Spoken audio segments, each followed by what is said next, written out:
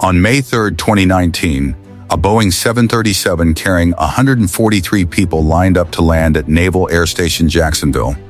It was raining not lightly, but at 2 to 8 times the threshold officials classify as heavy rain. The pilots touched down right where they were supposed to.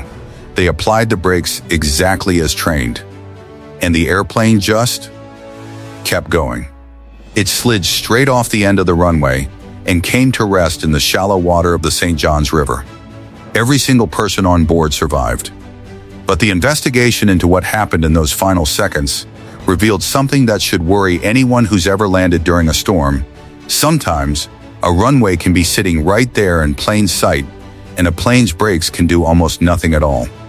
When most people picture a plane landing in the rain, they imagine the wheels touching down, the brakes engaging, and the plane simply slowing down, maybe with a slightly longer stopping distance than usual, but fundamentally the same process as landing on a dry day.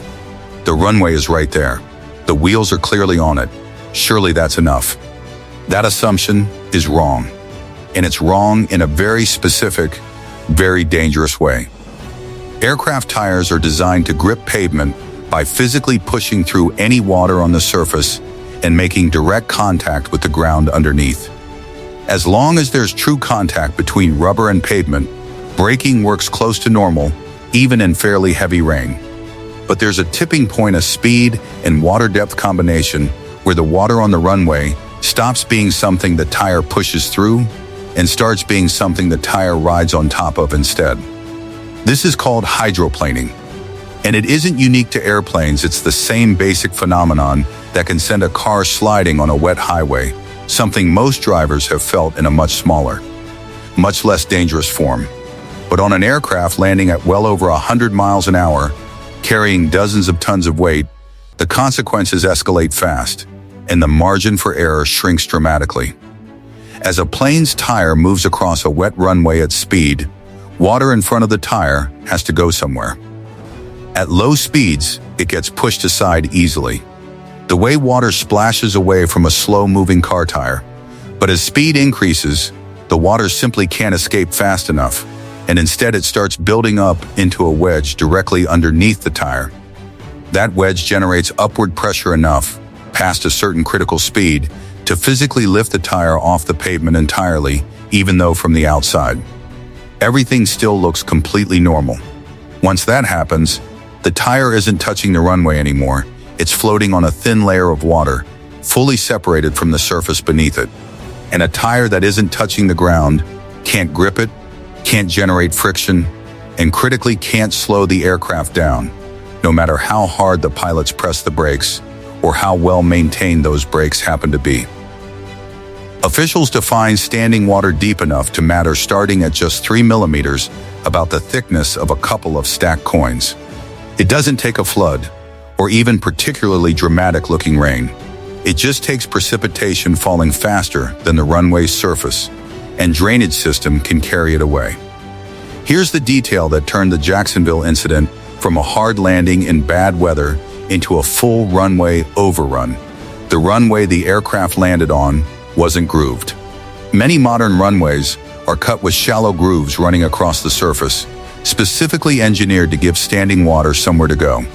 Instead of pooling into a flat sheet that a tire has to push through, the grooves channel water away and down, letting the tire make contact with raised pavement between the channels, even when the surface is wet. It's a relatively simple piece of engineering, but it dramatically reduces the risk of hydroplaning. The Naval Air Station runway involved in the 2019 accident didn't have that grooving.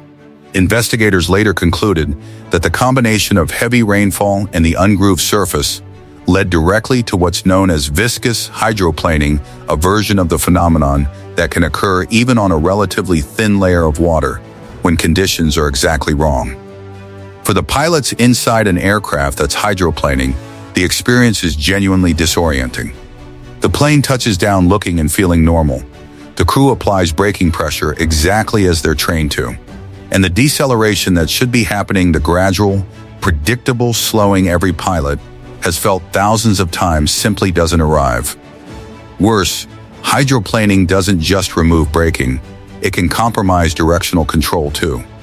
since the same loss of tire contact that prevents braking also reduces a pilot's ability to steer using the wheels. In a genuine widespread hydroplaning event, a 70-ton aircraft can become something disturbingly close to an object simply sliding along whatever direction its momentum was already carrying it. In the Jacksonville case, the aircraft continued past the end of the runway, down an embankment, and into the river. The fact that all 143 people on board walked away is largely a testament to modern aircraft safety design, reinforced fuselages, well-rehearsed evacuation procedures, rather than anything that went right in the landing itself. This wasn't an isolated case, and that's arguably the most important part of the entire story. Investigators reviewing aviation safety data found 11 separate runway overrun accidents and incidents tied to wet runway conditions between 2008 and 2022 alone, averaging roughly one every couple of years across the entire commercial aviation industry. The pattern across nearly all of them was strikingly consistent heavy rainfall, water depth that exceeded what existing safety assessments were designed to account for, and runway surfaces that weren't equipped to drain it away fast enough.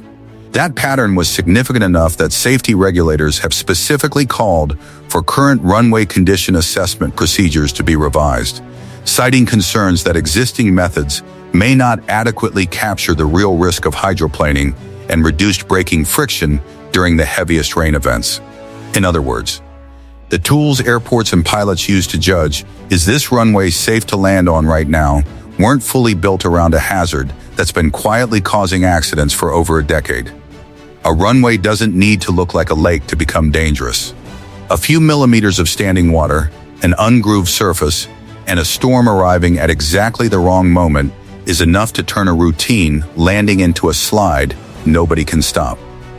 The 737 that ended up in the St. Johns River didn't fail because of a mechanical malfunction or pilot error in the traditional sense. It failed because, for a few critical seconds, its wheels simply weren't touching the ground at all.